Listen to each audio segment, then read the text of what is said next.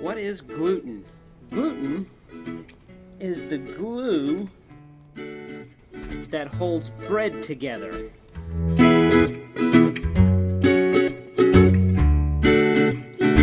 Gluten, or gliadin, is a plant's defense mechanism against bugs. You have these bugs that get on the wheat plant and they kill it. So the wheat plant, again, gluten is a glue that holds bread together. These are little breads, in case you didn't notice. They come and they attack the bugs and kill them and rip their intestinal cells apart, and that's how it kills the bugs. Unfortunately, the same thing happens to us. So let's talk about our intestines. Our intestines are huge compared to a bug, and we have all these little folds, and inside those folds are these cells that are hard packed tight to separate what's in your bowels from your blood.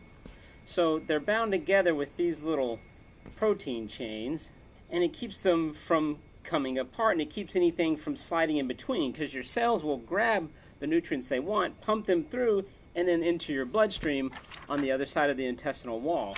So what this gliadin, this gluten, does is it comes in here and it breaks those little protein chains, and now your intestinal cells can move and form gaps.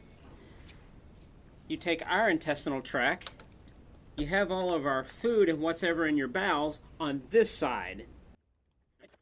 And we have our bloodstream over here. Now in this, there's parasites, there's viruses, bacteria, and then we have bugs and all kinds of nasty things that live in our bowels. Now, everything's cool so long as these intestinal cells keep it back. But then we throw gluten in there, genetically modified gluten. Well, what happens is this gluten comes in here and destroys those proteins that hold the digestive tract together. And then this stuff spills out into our bloodstream.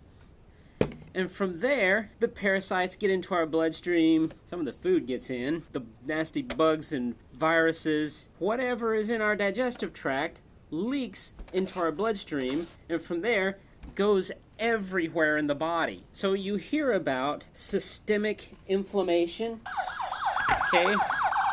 Remember, this guy shows up because these infective organisms go everywhere in the body. They get in your joints, they get in other organs, but this gliadin, this gluten, once it spills out and starts attacking proteins in other organ systems, then those other organ systems, let's say pancreas, gluten in it, or any other organ, your liver, whatever, this crap gets in there, your immune system says, hey, you guys don't belong.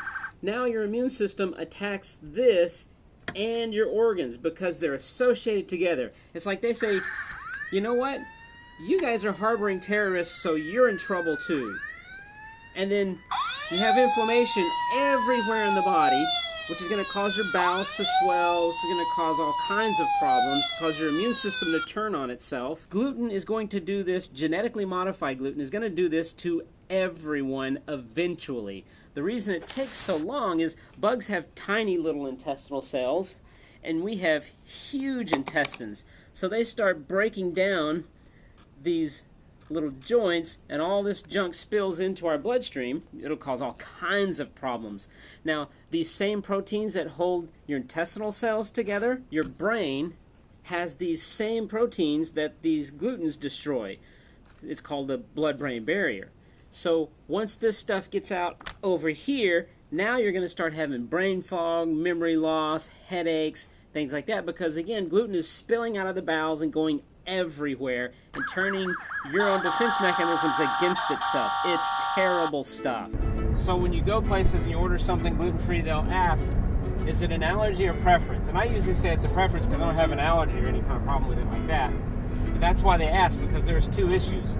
Now, I can desensitize a person and shut down the autoimmune response, but gluten is still going to physically destroy your intestinal lining. Now, it does it in little bugs very quickly, but we have huge intestinal digestive tracts, so it takes a long time for it to happen to us. But anytime you've got systemic inflammation, arthritis, brain fog, trouble losing weight, might want to try knocking out gluten and see how that works for you. So whether you know you have a gluten problem or not, you need to stop eating it.